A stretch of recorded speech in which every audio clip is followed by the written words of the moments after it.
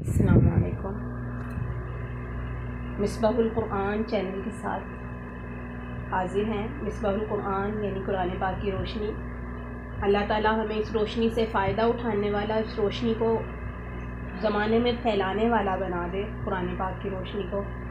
یہ چینل بلغوا عنی ولو آیا، حضور صلی اللہ علیہ وسلم کی اس حدیث پاک کے تعمیل میں بنایا گیا ہے، حضور صلی اللہ علیہ وسلم کے اس حکم کی تعمیل میں بنایا گیا ہے۔ اس کو شیئر کریں تاکہ حکم کی تعمیل میں آپ کا حصہ بھی شامل ہو سکے۔ ہماری آج کی ویڈیو خاص طور پہ موبائل یوزرز کے لیے ہے۔ ہم لوگ جو یوٹیوب، فیس بک، سوشل میڈیا وغیرہ یوز کرتے ہیں، خاص طور پہ ان کے لیے۔ ایک بزرگ فرماتے ہیں کہ اللہ تعالیٰ نے صحابہ اکرام کا امتحان لیا تھا۔ اللہ تعالیٰ قرآن پاک میں فرماتے ہیں کہ تم کیا سمجھتے ہو، کیا تم کہو گے ہم ایمان لائے اور تمہیں آزمایا نہیں جائے گا؟ یعنی جب ہم ایمان کا دعویٰ کرتے ہیں تو اللہ تعالیٰ ہمیں آزماتے ہیں کہ واقعی ایمان میں ہی کتنے، ایمان لانے میں یا ایمان کا اپنے آپ کو مسلمان کہنے میں یہ لوگ کتنے سچے ہیں۔ تو صحابہ کا جب امتحان لیا گیا، وہ حالت احرام میں تھے۔ حج اور عمرہ کے احرام کی حالت میں شکار ممنوع ہوتا ہے نا، تو امتحان ان کا اس طرح ہوا کہ شکار کو ان کے اتنے قریب تک پہنچا دیا گیا کہ ان میں سے اگر کوئی اسلحہ اور آلات کے بغیر ہاتھ سے شکار پکڑنا چاہے تو وہ پکڑ سکتا تھا۔ قرآن پاک میں اللہ تعالیٰ نے یوں فرمایا، اے ایمان والو، اللہ تمہیں شکار کے کچھ جانوروں کے ذریعے ضرور آزمائے گا جن کو تم تمہارے نیزوں اور ہاتھ سے پکڑ سکو گے، تاکہ وہ یہ جان لے کہ کون ہے جو اس کو دیکھے بغیر بھی اس سے ڈرتا ہے۔ پھر جو شخص اس کے بعد بھی حد سے تجاوز کرے گا وہ دردناک سزا کا مستحق ہوگا۔ یہ سورہ مائدہ کی آیت ہے، اور یہ اس زمانے میں بھی ایسا ہو رہا ہے۔ اس زمانے میں البتہ اس کا انداز اور طریقہ کار جو ہے وہ قدریں مختلف ہے۔ اس زمانے میں کیسے، یعنی ہمارا امتحان کیسے اللہ تعالیٰ لے رہے ہیں، وہ کون سا امتحان ہے؟ تو ہم دیکھتے ہیں کہ آج سے تقریباً 10-20 سال پہلے فحش تصاویر اور ناجائز ویڈیو کلپس وغیرہ کا حصول کافی حد تک دشوار اور مشکل ہوا کرتا تھا، لیکن آج کل موبائل اسکرین یا کمپیوٹر کے بٹن کو ہلکا سا ٹچ کریں کہ سارے مناظر ہماری آنکھوں کے سامنے آ جاتے ہیں۔ اللہ تعالیٰ ہمیں اس سے بچائے۔ اللہ تعالیٰ کے ارشاد کو یاد کیجیے اور غور فرمائیے۔ فرمایا لِيَعْلَمَ اللَّهُ مَن يَخَافُهُ بِالْغَيْبِ، اللہ تعالیٰ جاننا چاہتا ہے کہ کون کون اللہ تعالیٰ سے غائبانہ ڈرتا ہے۔ تنہائی میں اپنے جسمانی اعضاء کو کی خاموشی اور بے زبانی سے دھوکے میں نہ پڑے، اس لیے کہ ایک دن ان کا بھی بولنے والا آنے والا ہے۔ قرآن پاک میں ہے کہ قیامت کے دن کے بارے میں فرمایا، آج ہم ان کے منہ پر مہر لگا دیں گے اور ان کے ہاتھ ہم سے باتیں کریں گے اور ان کے پیر ان کے کرتوت کی گواہی دیں گے۔ یعنی ہم یہ جو ذرا سا انگلی سے ٹچ کر کے ہم نکالتے ہیں نا جو چیزیں اور آنکھوں سے دیکھتے ہیں، یہ ہماری آنکھیں، یہ ہمارے ہاتھ قیامت کے دن اللہ تعالیٰ کو ہمارے بارے میں شکایتیں لگائیں گے کہ انہوں نے ہمارے ساتھ یہ کیا تھا یا یہ کیا تھا۔ اگر ہم اچھے اعمال کریں گے تو ہماری گواہیاں جو ہیں وہ اچھی بنتی چلی جائیں گی، اور اگر ہم برے اعمال کریں گے تو ہمارے خلاف گواہی جو ہے وہ جمع ہو جائے گی۔ جو تنہائی ہے نا، اس میں معصیت زیادہ خطرناک ہے۔ ہم جب جلوت میں ہوتے ہیں، یعنی سب کے درمیان ہوتے ہیں، تو ہمیں یہ ڈر ہوتا ہے فلاں دیکھ لے گا تو وہ کیا سوچے گا یا وہ کیا کہے گا، جبکہ خلوت میں وہ اللہ اس بات کا زیادہ مستحق ہے کہ ہم اس سے شرمائیں۔ لوگوں سے شرمانے سے زیادہ اللہ تعالیٰ اس بات کا مستحق ہے جس نے ہمیں ساری چیزیں عطا کی ہوئی ہیں، اس کی نعمتوں کو ہم استعمال کر رہے ہیں، حتیٰ کہ جن آنکھوں سے، جن ہاتھوں سے، جن چیزوں کو ہم استعمال کر کے گناہ کا کام کر رہے ہیں، وہ ساری چیزیں اللہ تعالیٰ کی دی ہوئی ہیں، اور اللہ تعالیٰ بہترین اس بات پہ قادر ہے کہ اسی وقت ہماری آنکھیں چھین لیں، بے شک اس بات پہ قادر ہے کہ اسی وقت ہمارا ہاتھ جو ہے وہ فالج زدہ ہو جائے، لیکن اللہ تعالیٰ ایسا نہیں کرتے ہیں، ہمیں ڈھیل دیتے ہیں، اللہ تعالیٰ ڈھیل دیتے ہیں کہ دیکھیں میرا بندہ جو ہے وہ کب واپس میری طرف لوٹتا ہے۔ اللہ تعالیٰ یہ دیکھنا چاہتے ہیں کہ میرا کون سا بندہ ہے جو مجھ سے خلوت میں بھی ڈرتا ہے۔ حضرت یوسف کا بھی یوں ہی واقعہ ہے نا کہ جب ان کو گناہ کی دعوت دی گئی، ان سے کہا گیا کہ کوئی بھی نہیں دیکھ رہا، تو انہوں نے فرمایا میرا اللہ دیکھ رہا ہے، حالانکہ حسب نسب والی حسین عورت تھی جو ان کو دعوت دے رہی تھی گناہ کی۔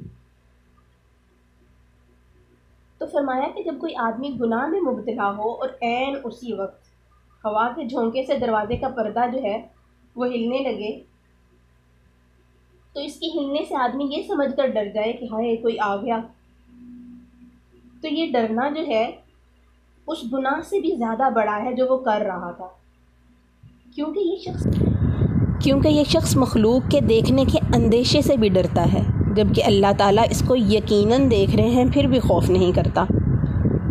کوئی شخص تصاویر دیکھنے میں مشغول ہو اور دروازے پر کچھ آہٹ محسوس ہو تو اس کی کیا کیفیت ہوتی ہے؟ کلیجہ منہ کو آ جاتا ہے، سانس رک جاتی ہے، دھڑکن تیز ہو جاتی ہے، پھر بھی وہ کیا کرتا ہے؟ پھر وہ اپنا کمپیوٹر بند کر کے دروازہ کھول کر دیکھتا ہے تو وہاں بلی ہوتی ہے، اور اللہ تعالیٰ اس سے بھی زیادہ قریب ہے، اس کا خوف کیوں نہیں؟ آدمی اور اس کے موبائل کی ناجائز اور رسوا کن حرکتوں کے درمیان اللہ کے دھیان کی دیوار کے علاوہ کوئی دوسری چیز حائل نہیں ہو سکتی۔ تمام علماء کا اس بات پر اتفاق ہے کہ اللہ تعالیٰ نے اللہ کے دھیان سے بڑھ کر کوئی واعظ اور کوئی اور ڈرانے والی چیز زمین پر نہیں اتاری۔ ہم دیکھتے ہیں کہ جتنی زیادہ پولیس فورس زیادہ ہوتی جاتی ہے اتنی ہی جرائم کی شرح بڑھتی چلی جاتی ہے۔ کیوں؟ اس لیے کہ جرم کرنے والے کو پتہ ہوتا ہے میں اپنی ایویڈنس جو ہے وہ مٹا دوں گا، مجھے کون سا کوئی پکڑ سکتا ہے، لیکن اللہ تعالیٰ کا دھیان جب ہو تو بندہ جو ہے وہ گناہ سے رک سکتا ہے، کیونکہ اللہ تعالیٰ پر یقین کامل ہمیں یہ باور کرواتا ہے کہ اللہ تعالیٰ دیکھ رہے ہیں اور اللہ تعالیٰ جزا اور سزا دینے والے ہیں۔ یہ سارا کچھ جاننے کے باوجود اگر ہم گناہ کی جرم کی جسارت کر لیں تو اللہ تعالیٰ کو جسارت دکھانا بڑی خطرناک چیز ہے۔ ایک بزرگ کا ارشاد ہے کہ ظاہر میں اللہ کا دوست اور باطن میں اللہ کا دشمن نہ بنو۔ اگر ہم کہتے ہیں نا کہ اس زمانہ میں پہلے کی نسبت حرام کاموں تک رسائی بہت آسان ہو گئی ہے، گناہ تک جانا، گناہ تک پہنچنا بہت آسان ہو گیا ہے، وہیں ہمیں یہ بھی جان لینا چاہیے کہ اس زمانہ میں گناہ کو چھوڑ دینے سے، ترک حرام سے جتنا اللہ تعالیٰ کا قرب حاصل ہوگا اتنا کسی اور چیز سے حاصل نہیں ہو سکتا۔ تو اگر ہم اللہ تعالیٰ کے قریب ہونا چاہتے ہیں تو گناہوں سے بچنے کی کوشش کریں، تنہائی اور خلوت کے گناہوں سے خصوصی طور پر بچیں، بطور خاص اہل خانہ کی غیر موجودگی میں موبائل، کمپیوٹر اور ٹیلی ویژن کے گناہوں سے، اس لیے کہ خلوت کے گناہ ایمان کی راہ سے ڈگمگا دیتے ہیں اور ثابت قدمی کو نقصان پہنچاتے ہیں۔ اگر زندگی کی آخری سانس تک ایمان پر جمے رہنا چاہتے ہیں نا تو خلوت میں اللہ کے دھیان کو لازم پکڑ لیں۔ ابن القیم فرماتے ہیں کہ خلوت کے گناہ راہ حق سے متزلزل کر دیتے ہیں اور عبادات سے ثابت قدمی نصیب ہوتی ہے۔ بندہ اپنی خلوت کو یعنی اپنی تنہائی کو جتنی زیادہ پاکیزہ رکھے گا، اللہ تعالیٰ قبر میں اس کی تنہائی کو اتنا ہی زیادہ شاد اور آباد رکھے گا۔ رہا معاملہ قیامت کے دن کا تو سنو حضرت صوبان سے مروی ہے کہ نبی کریم صلی اللہ علیہ وسلم نے ارشاد فرمایا کہ میں اپنی امت کے کچھ لوگوں کو اچھی طرح جانتا ہوں جو قیامت کے دن مکہ کے پہاڑوں جیسی نیکیاں لے کر آئیں گے، لیکن اللہ تعالیٰ ان کی نیکیوں کو، ساری نیکیوں کو عکارت کر دیں گے۔ حضرت صوبان نے عرض کی کہ اے اللہ کے رسول، ان کے کچھ اوصاف اور علامتیں ہمیں بتا دیجئے، کہیں ایسا نہ ہو کہ بے خبری میں ہم بھی انہی میں سے ہو جائیں۔ تو حضور صلی اللہ علیہ وسلم نے فرمایا، سنو، وہ تمہارے ہی بھائی ہوں گے، تمہاری جنس اور نسل کے ہوں گے، تمہاری ہی طرح رات کی نیکیوں کو حاصل کریں گے، یعنی تہجدیں پڑھیں گے، لیکن جب اللہ کی حرام کردہ چیزوں کے ساتھ خلوت اور تنہائی کو پائیں گے تو ساری حدود توڑ کر رکھ دیں گے۔ موبائل جو ہے نا وہ ایک بینک لاکر کی طرح ہے، موبائل ایک صندوق کی طرح ہے، اگر ہم اس میں نیکیاں جمع کریں گے تو نیکیاں جمع ہو جائیں گی، اس میں برائیاں ڈالیں گے تو کل قیامت کے دن اپنے نامہ اعمال میں ان کو موجود پائیں گے۔ تو یہ جو موبائل ہے اسی کے ذریعے ہم نیکیاں جمع کر سکتے ہیں، اسی کے ذریعے ہمارے گناہوں میں ہمارے نامہ اعمال میں گناہوں کا بوجھ بھی زیادہ ہو سکتا ہے۔ اب موبائل کے ذریعے ہم بلغوا عنی ولو آیا حکم کی تعمیل میں آسانی ہے کہ اب یہ سوشل میڈیا کے ذریعے دنیا جو ہے وہ ایک گلوبل ویلیج بن گئی، ہماری بات جو ہے وہ دور دور تک ہم پہنچا سکتے ہیں۔ ویسے ہمیں مشکل ہوتی ہے اپنے آس پاس لوگوں کو جمع کر کے ان کو بات سنانے میں، تو اس طرح سے ہم حضور صلی اللہ علیہ وسلم کے حکم کی تعمیل کر سکتے ہیں کہ ہم سوشل میڈیا کے ذریعے ان کی باتوں کو آگے پہنچائیں۔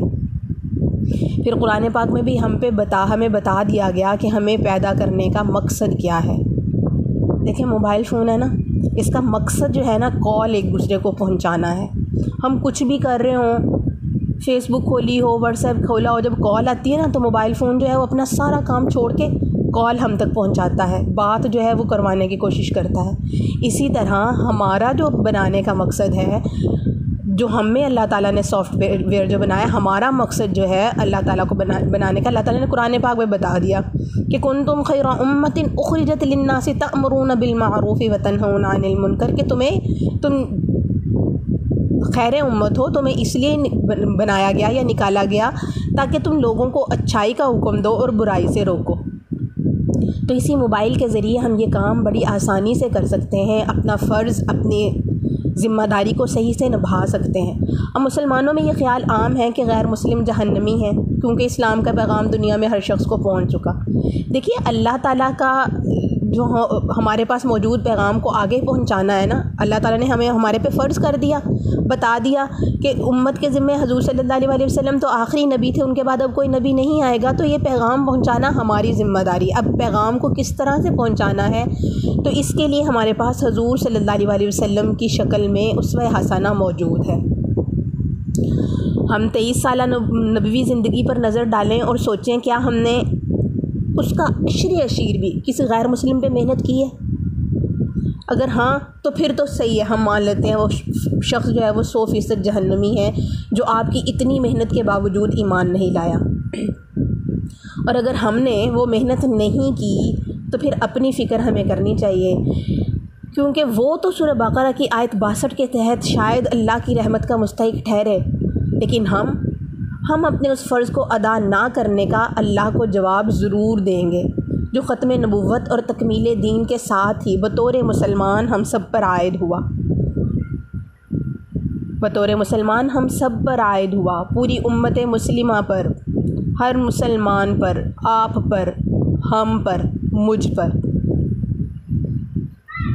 تو ہمیں اللہ تعالیٰ جو ہے اپنا فرض صحیح طریقے سے ادا کرنے کی توفیق دیں۔ میں نے کہیں پڑھا تھا کہ انسان کے اوپر جتنی آزمائشیں آتی ہیں وہ سب اس کے اعمال کی وجہ سے آتی ہیں،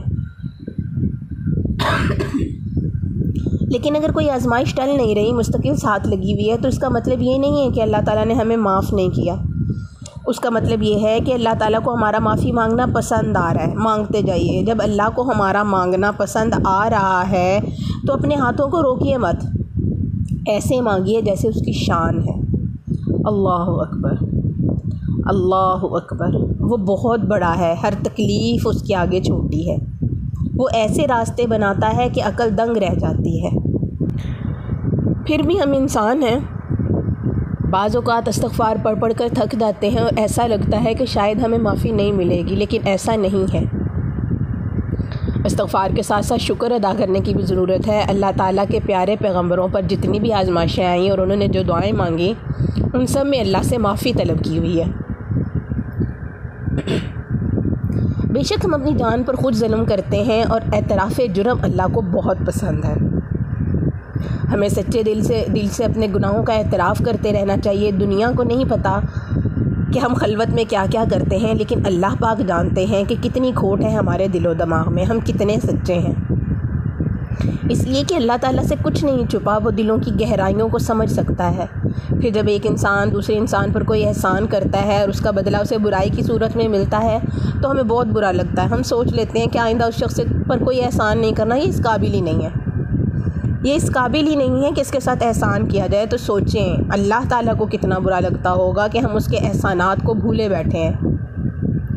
اتنی توفیق نہیں ہوتی کہ اللہ تعالیٰ سے 2 منٹ بیٹھ کر تنہائی میں اپنے گناہوں کا اعتراف کر لیں اور ساتھ ساتھ اس کی دی ہوئی نعمتوں کا بھی اعتراف کر لیں۔ اللہ تعالیٰ سے کہیں کہ یا اللہ، سر کے بال سے لے کے پاؤں کے ناخن تک آپ نے ہمیں نعمتوں سے نوازا ہے، احسان ہے آپ کا، اور ہم اس احسان کا بدلہ کبھی نہیں چکا سکتے۔ دل سے الحمدللہ پڑھتے ہیں، اللہ کا شکر ادا کرتے ہیں کہ آپ نے ہم پر بے شمار احسانات کیے ہوئے ہیں اور کرتے ہی چلے جا رہے ہیں۔ ہم شکر ادا کرتے ہیں کہ ہم سکون سے سوتے ہیں، نیند کی حالت میں اللہ تعالیٰ ہماری حفاظت فرماتے ہیں، ہم کھا سکتے ہیں، خود سے پی سکتے ہیں، واش روم جا سکتے ہیں، بستر سے اٹھ سکتے ہیں، چل پھر سکتے ہیں، ہاتھ پاؤں ناک آنکھ سب سلامت ہے، اور پھر نیکی کی توفیق بھی ملی ہوئی ہو تو اللہ تعالیٰ کا احسان جو ہے یہ تو شاندار ہے۔ اللہ تعالیٰ کو ہم سجدہ کرنے کے قابل ہیں، شکر الحمدللہ۔ ہم ساری زندگی بھی سجدے میں پڑے رہیں تب بھی اللہ تعالیٰ کا حق ادا نہیں کر سکتے، اور یہ اعتراف صرف ایک دن کا نہیں ہے، روزانہ کا ہے۔ اپنی زندگی میں سے کچھ وقت نکالیے اور اللہ تعالیٰ کے ساتھ باتیں کیجیے، اس کی تعریف کیجیے، اس کی بڑائی بیان کیجیے، پھر دیکھیے کہ زندگی کیسے بدلتی ہے۔ حضرت سیدنا داؤد کا واقعہ یاد آ گیا، وہ بھی شیئر کرتی چلوں۔ حضرت سیدنا داؤد نے ایک بار حضرت جبرائیل سے کہا کہ میری خواہش ہے کہ میں اللہ تعالیٰ مجھے اپنا میزان دکھائیں تاکہ میں زیادہ سے زیادہ اللہ کی عبادت کروں، اسے جلد از جلد میزان کو بھر سکوں۔